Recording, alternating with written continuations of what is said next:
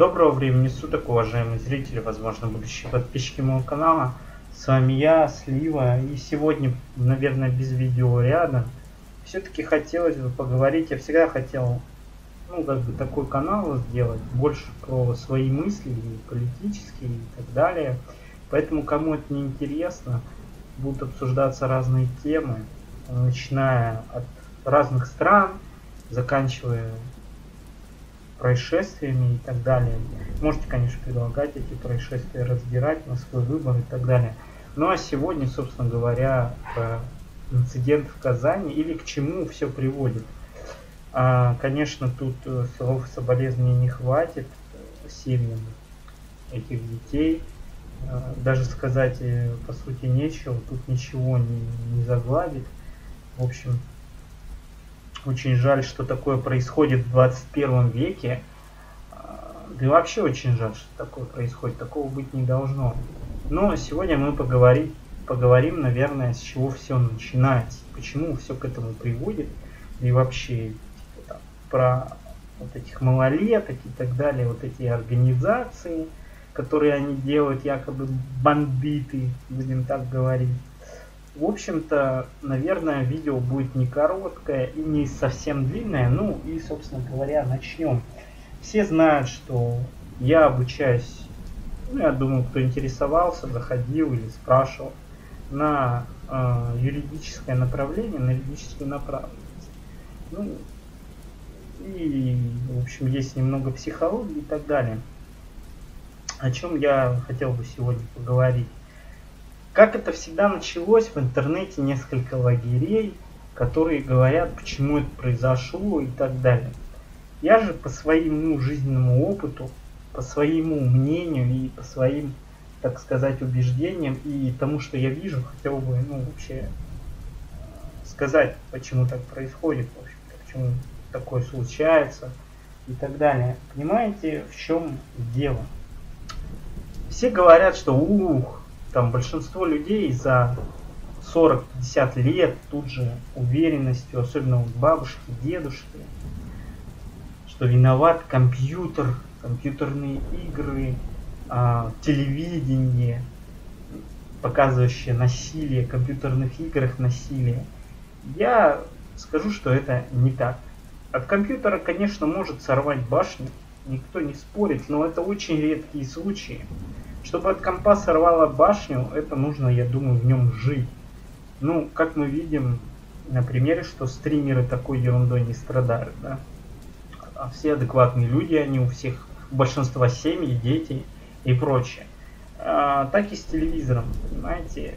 Здесь дело не в этом. Тут совсем все в другом. Лично я играю в игры, наверное, лет 17, мне сейчас 24. И я прекрасно себя понимаю. То есть я играл в разные игры, разного уровня, разной категории жестокости.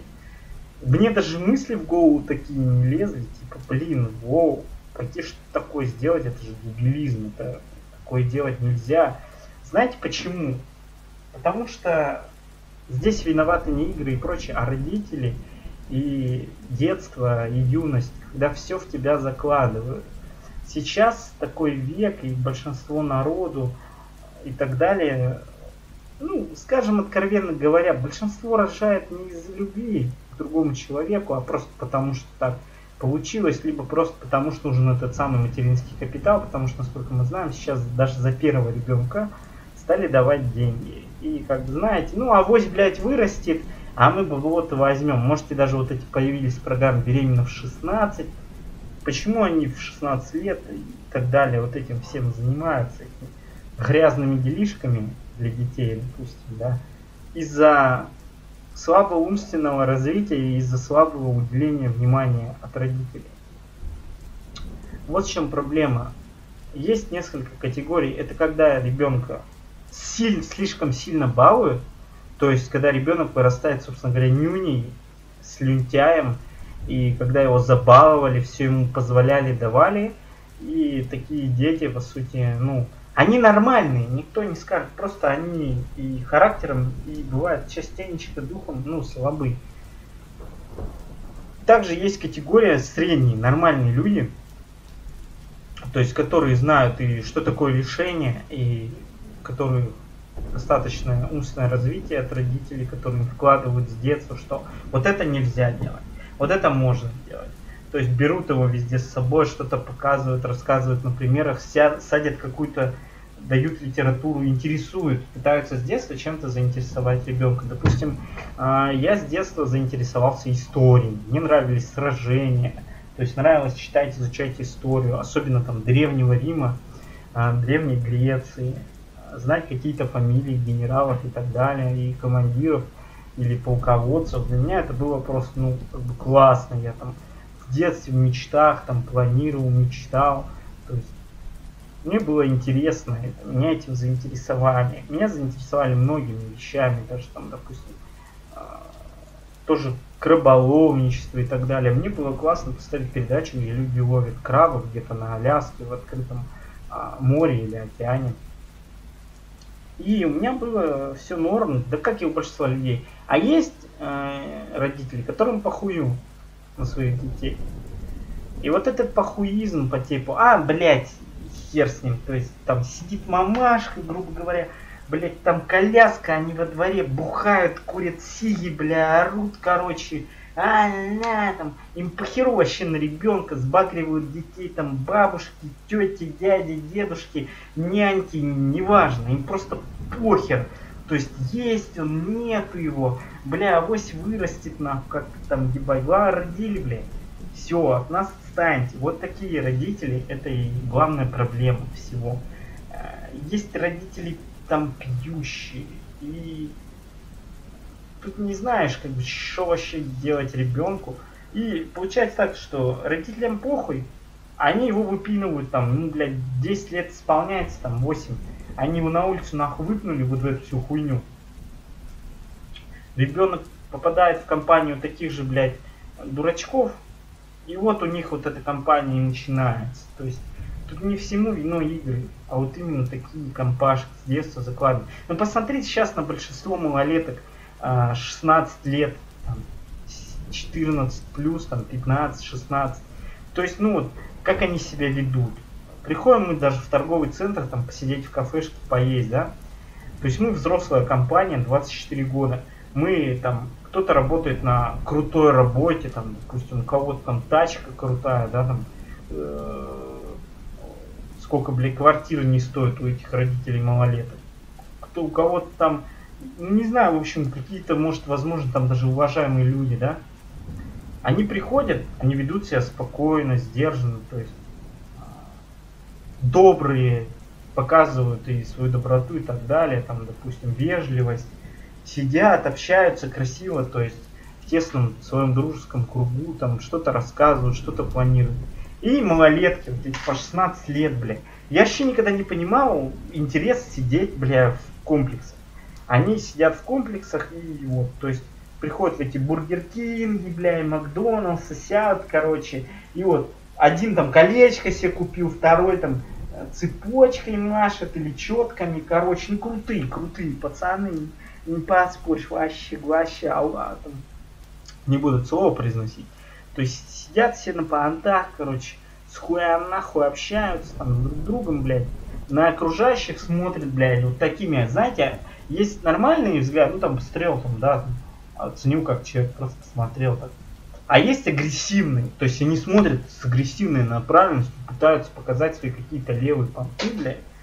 И самое, что главное, вот в этой ситуации я отступлюсь. Если к таким пацанам подойдете когда-нибудь, и вы старше их, и вы что-то им предъявите, они никогда не будут сами разбираться. Они побегут к мамочке, папочке, они будут жаловаться сразу же. Потому что когда они не думают о последствиях, когда они что-то делают. Когда они понтуются, да, они считаются королями. Но как только эти понты срезают, они тут же опускаются на землю и понимают, что они ничего сделать здесь не смогут. Ни в драке, ни на словах. И они начинают прятаться. Прятаться за старшими, прятаться за родителями, за родственниками и так далее. Намекать на то, что они малолетки. Вот такие ситуации. То, что к ним подходят вежливые охранники, которые говорят, ну, уже такие мужики в годах, знаете, они им говорят, Блин, ребята, на улице лето, тепло. Ну не сидите тут, пожалуйста. Люди приходят, блин, а вы тут устраиваете вот этот цирк. Кричите там и так далее. А они начинают гнуть понты. Какое вы право имеете? Да нам нет 18. Да идите отсюда. Да мы сейчас туда. Мы сейчас сюда. Ну, вы считаете это нормой. Это вот все сраное родительское воспитание. Для нас в детстве и в юности, чтобы там с дяденькой старше нас вот так разговаривать, типа, тоже не уважать, неважно, кем он работает, это было непростительно. Ну, то есть мы считали, блядь, да это как-то, ну, стрёмно, что ли, так с человеком общаться, он все-таки старше, ну, да мы лучше уйдем, выйдем, там, пойдем где-нибудь посидим, на скамеечке и спокойненько, и не будем никому мешать, орать и так далее. Но сейчас всем похер, потому что родителям похер, они их не воспитывают, не прививают какие-то ценности, даже ежедневно, ну, для ежедневного быта, то есть, там, блядь, помоги там бабке, если она не может с автобуса сойти, помоги женщине с коляской, там, подними или что-то и так далее, там, блин, я не знаю, ну, много всего, да. То есть даже если едешь куда-то, ты видишь, что там, ну, челу там, 16 лет ему вообще похер. И такие же телки, то есть, ну вот, я не буду их называть девочками, девочки, они поймут, что они девочки. А есть телки, ну, реальные телки, просто телки. Они, то есть, 14 лет, она уже такая вся, короче, сидит тоже в этой компании, блядь, нам сама с хуя нахуй, короче, и считает себя крутой какой-то бабой, что она там дохуя недоступна, и они так вырастают. И по факту вот вам стандартная семья, с которой становится, ну, соединяется, и в которой рождаются ну, такие же долбоебики, потому что они их не могут воспитать. Потому что в чем проблема? Они всю жизнь сидели, блядь, во дворах где-то еще, нихуя, ничего, родители их ничему не учили, и им нихуя ничего не надо.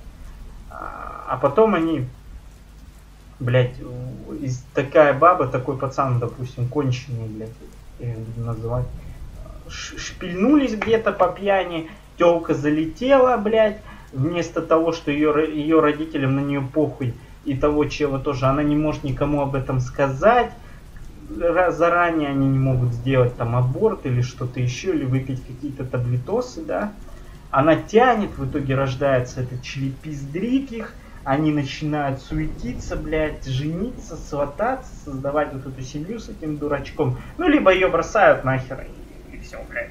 И либо, там два варианта, либо баба это забухивает конкретно и вообще похуй на все, либо она становится действительно матерью и развивается в этом направлении, и у нее будет хороший ребенок, ну, либо она начинает бухать, потому что я постоянно таких встречаю, которые там, блядь, родили в 17-18 лет, ее мужу нахуй она не нужна, там пацану в итоге она сидит одна, блядь, забухала, короче, и бухает с подругами, там ребенок у бабушки, дедушки, блядь, дедушки, бабушки тоже он нахуй не сдался вообще, они вообще там недовольны, и вот получается вот такие вот дебилы, как вот этот казанский стрелок, который, блядь, просто, ну, недоразвитые.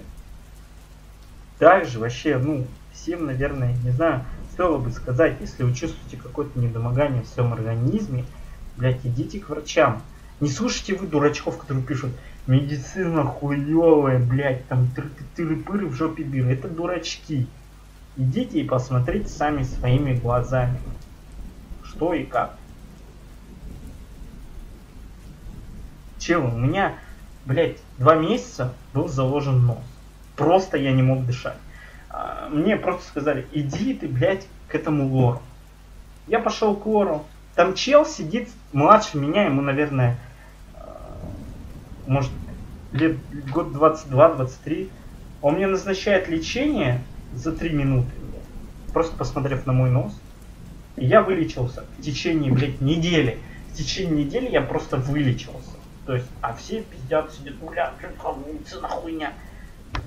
Понимаете, не надо слушать вот этот бред, блядь. Вы всегда можете все сами проверить и посмотреть, а не слушать дурачков, которые твердят, что, блядь, все хуево. Все хуево с воспитанием. Говорят, что школа там виновата и так далее. Ну вот в эти, типа, то, что ребенок такой получился. Это тоже все пиздешь. Ребят, Блять, я проучился в школе 11 лет, ни одного долбоеба. Да, были дурачки, но до такого они не доходили никогда. Были там у них какие-то мысли, типа, блять, сраная училка, да что. И все, на этом все кончалось. Но чтобы такое, да никогда.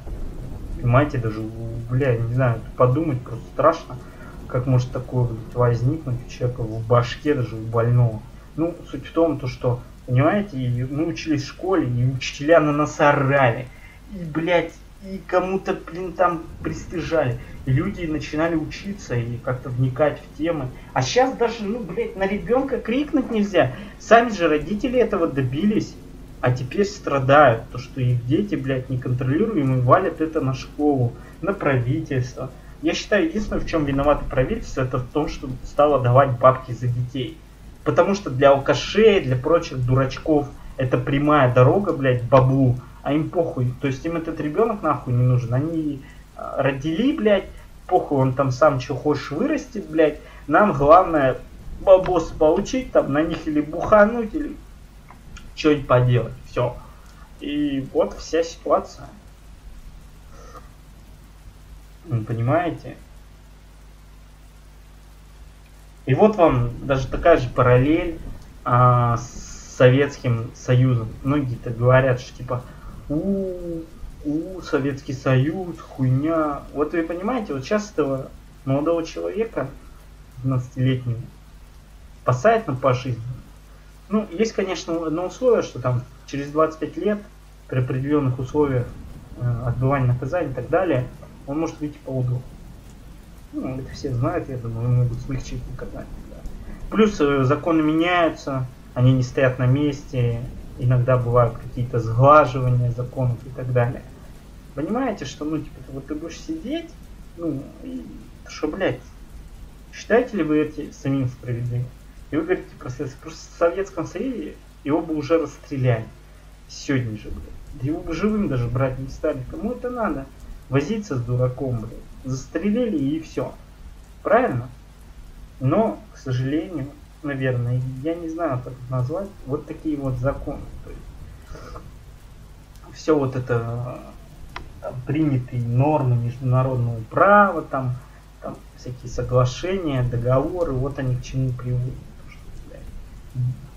9 детей, грубо говоря, их нет, а дурачок будет сидеть на зоне, блядь, за счет государства всю жизнь кайфовать, по сути, еще не похуй, если он дурак. Сейчас вот все еще связываются во всякие схемки и структурки.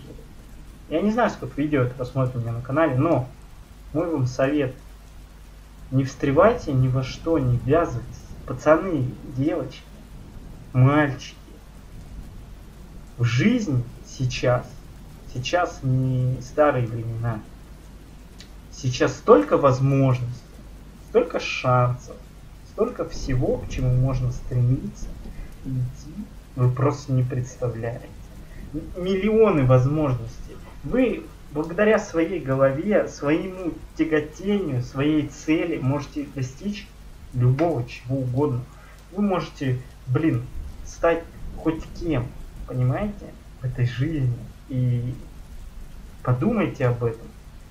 Связаться с плохой компанией и там, блядь, загубить все и всю жизнь жить в говне. А вы будете жить в говне, потому что если вы никто, так вы не будете никем, хоть что вы делаете там. А если вы просто, ну, вот вы просто представьте для себя, многим из вас, ну, там, 18 лет, да, вы там не знаете, что делать.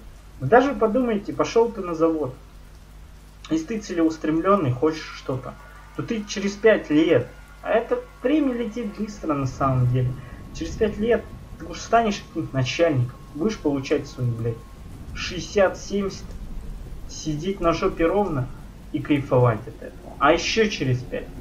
И так могут каждый на любой работе, на любой интересной работе, в любой организации. Это все ваши возможности. То есть зачем губить себе жизнь с детства, с юности? Главное, нужно об этом думать. То есть развиваться в этом направлении. Понимаете? В общем, такое вот видео получилось неоднозначное. Всем спасибо за просмотр. Еще раз повторюсь, будет вставлена только картинка и звук. То есть ничего большего. Такие вот дела. Всем спасибо за просмотр.